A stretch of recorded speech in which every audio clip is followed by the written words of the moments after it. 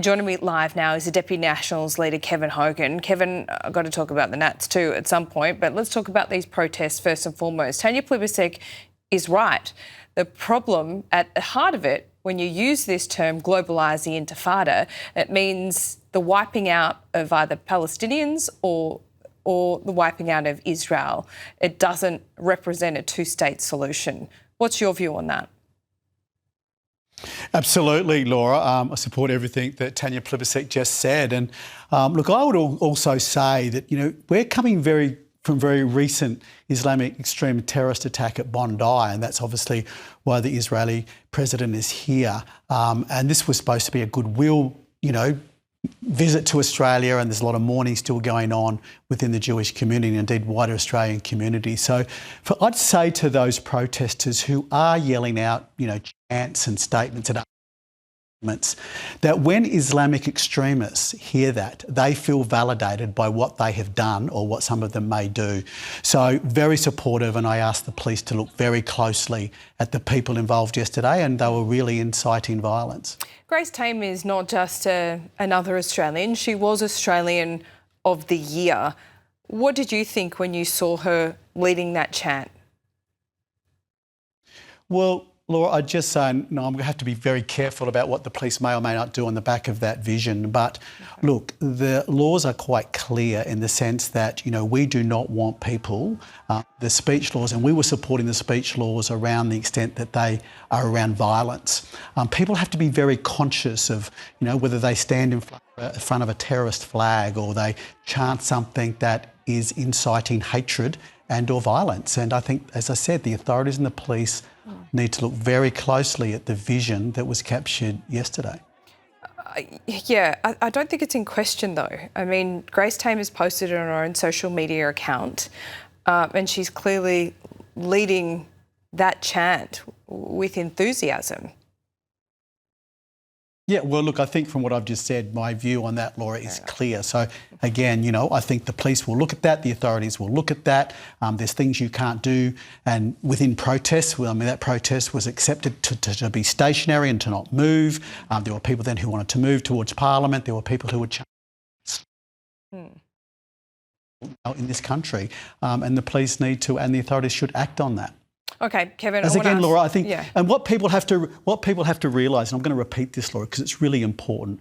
People may think that is not that bad a thing to do. People may think the protest they went to is okay, or chanting that slogan is okay, if those people themselves don't have certain opinions. But Islamic extremists in this country, and we saw two of them at Bondi last December, when they see that, they feel validated in their opinions and they feel validated in the violence that they want to commit against certain people and Jewish people in this country. And everyone who ever goes to those protests or chants those slogans needs to remember that Islamic extremists are watching and listening to you, and they will take permission to do things because of that. I think a lot of Australians are looking at Josh Lees, who leads the Palestinian Action Group.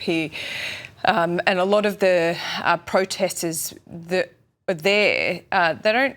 And this goes to an opinion piece written in The Australian today, which I agree with, and that is that these protests don't seem to be led by immigrants to this country. They seem to be led by elitists from the progressive side of politics who seem to hate Australia, or they're professional protesters that tie up Sydney CBD every week, or at least every other week. It's really hard to know what to do here, isn't it, Kevin? Because in a democracy, you need healthy protests. You don't want these people going to dark corners of the internet to vent among themselves. But when is enough in terms of the disruption to this city? Well, Laura, you make a really interesting observation, which is correct, that this seems to be a lot of these protests are led by lefty elitists as they're seen. I mean, look at the universities of this country, and that has been highlighted in the anti-Semitism report, that, a lot of these are not immigrants, they're elitists, they're lefties who, are promoting this type of language and supporting certain causes. Look at the Adelaide Writers' Festival and the person that was banned from that because of, she was supporting or celebrating and putting Palestinian flags on when over the cover of those terrorists who were going in to do those barbaric things. Now, then suddenly the lefty elitists think that she shouldn't be banned from that. I mean, there's some real questions I think they need to answer. I mean, yes, we should be able to protest. Yes, we should be able to question things in the Middle East about Israel and about any other country there. But people have to be very careful who they are aligning themselves with and what that person has supported. Some people view this world through simply the oppressed and the oppressors. If you view them as oppressed, doesn't necessarily make them right. Doesn't necessarily mean that they should be chanting racist and want death to certain people. And that's what these people are chanting.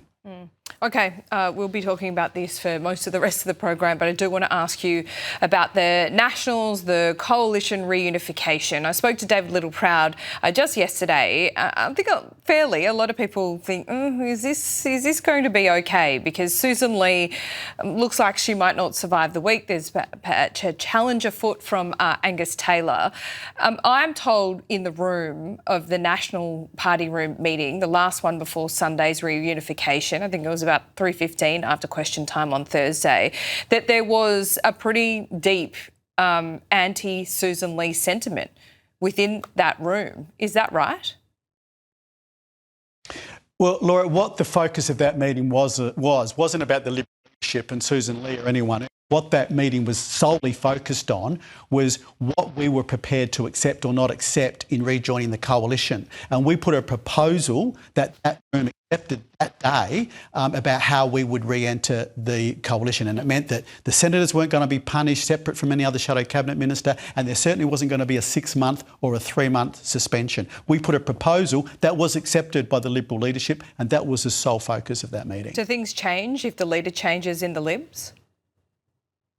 No, I mean, Susan, we've done this agreement to rejoin the coalition under Susan Lee, and that doesn't change with another leader. And in fact, what this breakup did, as you know, Laura, we, through, the process of getting back together, we've set very strict protocols around how this legislation has to work, and I'm not going to re-prosecute all that, but certainly the fact that the joint party room has to meet before legislation goes through the parliament, which happened that week. So that's been set, which is a good thing. There is no guarantee that these 3 suspended shadow ministers will actually want to go back to their post after the suspension lifts if Susan Lee is still there. Oh, look, I think that's a question for them, but I would be expecting the 3 of them would be serving in the shadow cabinet going forward. Okay. Under Angus Taylor? Well, under either leader. I mean, I think, again, one thing I've learned very, very quickly when I got here, Lloyd, as a Nationals, I should never comment publicly on the Liberal leadership. Not publicly. I certainly won't be doing that. You're all doing it privately, though. We know that, Kevin. I'm not going to make any comments on that, given I'm doing a public interview, Laura. All right, we'll let you get to your party room meeting. It's going to be a cracker day. What's expected to come out of that party room meeting today, by the way? Well, look, we, as any party room meeting, we'll have a general chat, but I mean, obviously there's legislation going through the chamber this week, government legislation, and we'll be going through each piece of legislation and forming a joint party room position on that legislation. That'll be the major focus of us. Okay, Kevin, great to see you. We'll see you soon.